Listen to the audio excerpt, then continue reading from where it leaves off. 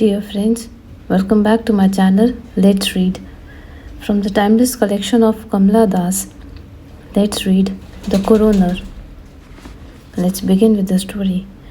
When Sylvester Louis Gome went to each of the 24 flats to collect rent for his aged master, who lived all by himself on the ground floor of the 60-year-old building called the Rose Manor, he normally wore his blue shirt and a pair of khaki shorts that swirled around his thin flanks like a skirt. But on Wednesday, the 4th of November, he knocked at the tenant's door, dressed in a shiny t shirt made of black nylon and a pair of dark trousers that obviously belonged once to his stout master. The married lady on the first floor, who was expecting her first baby, gave him a genial smile. "You are 3 days late," she said, running inside to fetch her purse.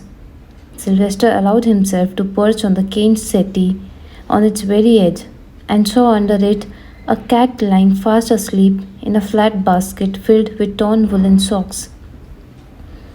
The lady was probably mending her husband's socks, she said to himself. He felt warm and quite at ease in the company of a virtuous woman. The girls on the top floor, who went out with strangers every night, made him very uncomfortable. They haunted his thoughts, torturing the serene forest of his mind with loud shrieks like young parakeets. Several times he had told his master of their nocturnal movements, but the old one, shrewd businessman that he was, only chuckled and said, "Sylvester Louis, live and let live." And counting the currency, he would say, "Money is after all money." "Mr. Gomes, will you have a cup of tea?" asked the young lady, handing him a check. "No, miss, only a glass of water, if you please," said Sylvester. When he was sipping the iced water, she sat on a chair and said, "You don't look well today. Have you been ill?" "Not ill," said Sylvester. "A tragedy happened in my family this Sunday." Then for the first time she noticed his black clothes. "Oh, I am so sorry," she said, cupping her narrow face with both hands. "I hope it was not someone very close to you." He smiled wanly. "It was somebody very close to me, miss. It was my only son, Richie. I have talked about him to you." "Richard? The one who got the salesman job at the handloom house? His 23rd birthday was to be in December. He was born on the 24th. When he was born, my uncle Reggie, he told us that he would call him Noel. So he was christened Richard Noel Septimus. He didn't do so well at school, got plucked so many times. But just before his SSC exam, his mom promised Our Lady of Mahim a novena, and so he got through with the high third. Even the father at his school, the principal, was surprised. Richie was like that, a good-for-nothing fellow, fooling around with girls before he was 16. The father used to meet me outside the church after the morning mass, and he used to say, "I am very sorry for you, Sylvester. You are a God-fearing man, but you have a very heavy cross to bear. Your boy is a born repeater, and if he goes on this rate, he will pass the SSC only by the third time he reaches 40. His mom spoiled him. Him being her only child and so fair-skinned, gave him money, stealing from my pocket at night, and he went to the cinema and smoked, danced with the bad girls. But I could do nothing. My wife was having a TB for so many years, and Dr. Pereira, he is treating her. He gives her all the sample medicines free, like the iron pills, the liver extract, but she is still so thin, so weak, and if I beat her, she will fall down and die." "But how did this happen?" asked the young lady. Her voice was so melodious and sad that the cat stirred itself and opened its eyes.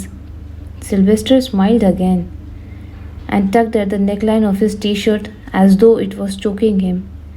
"He went with his friends for a swim, miss," he said. After grub, he got up and left carrying his bathing trunks and a towel. Don't swim on a full stomach, his mom told him. He had eaten well. His mom is a good cook. Every Sunday, no matter how tired she is, she prepares for us a good solid lunch. It is either mutton and gravy or pork vindaloo. She says the good Lord, He wants us to eat well and rest on Sunday. That day, it was pork. Richie ate in a hurry.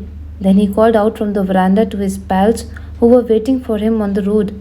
They went to bath in the sea off the Kuf Parade. You know, where the Tamilians have made little huts of tin? He got cramps. People saw him wave out for help. They thought he was fooling them. He was always a great one for fooling everybody. Oh, it's terrible, cried the young lady. How will your poor wife ever get over this? She removed her glasses and wiped the corner of her eyes. Sylvester felt greatly touched. Here was this nice Hindu lady weeping for poor Richie while his relatives secretly rejoiced at his death. Rejoiced because of his status had gone down with the boy's death. All of them were jealous of his son. He was so handsome and always wore such fashionable clothes. His pen friend in America had sent him through an air hostess 2 Terraline shirts and a leather belt with the Beatles song written over so nice in gold letters on its side. His mom liked it so much. Now it is with his other things in an old trunk on the loft where Uncle Reggie's son hid it away so that mom will not see it and start weeping all over again. You are a brave man, Mr. Gomes, said the lady. He laughed. He laughed into her tearful eyes. Don't you worry, miss, he said.